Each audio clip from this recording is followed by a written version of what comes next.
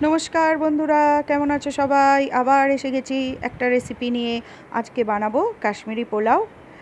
এটা খুব ঝটপট হয়ে যায়, চলো দেখে নিই।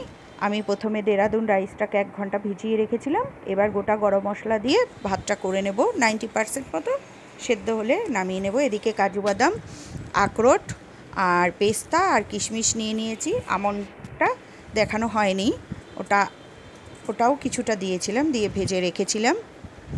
আর এদিকে আমি একটু তেলে বাটার দিয়ে গরম করে নিয়ে কাজু আর আখরোটটা একটু ভেজে নেব। পেস্তাটা আমার রোস্টেড ছিল, সেই জন্য পেস্তাটা আমি পরে দেব।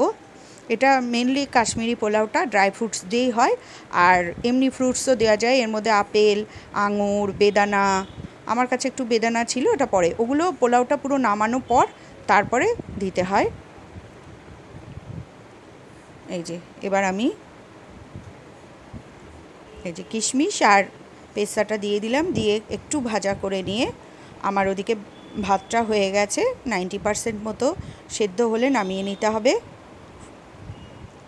আমি জল ঝরিয়ে রেখেছি। এটা একটু ভাজা ভাজা হলে আমি এবার আমার একটু তেলটা মনে হলো কম হয়েছে, আমি একটু যেহেতু এটা ড্রাই ফ্রুট যে অনেকটা রিচ হয়, সেই জন্য আমি বেশি ঘি বা বাটার ব্যবহার করিনি। কেউ চাইলে ব্যবহার করতে পারবে, ঘিতেও করা যায়।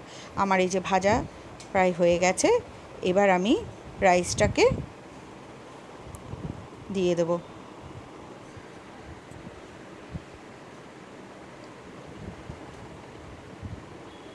যে রাইসটা দেখেছো কীরকম, ঠিক এরকম ঝরঝরে নামাতে হবে।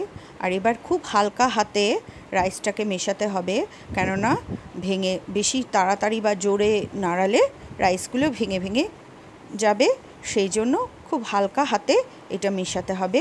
এবার আমি এর মধ্যে একটু নুন, একটু চিনি আর এই যে গরম মশলা গুঁড়ো, এটা আমার হোমমেড গরম মশলা গুঁড়ো, আর এর মধ্যে একটু কেওড়ার জল, একটু গোলাপ জল,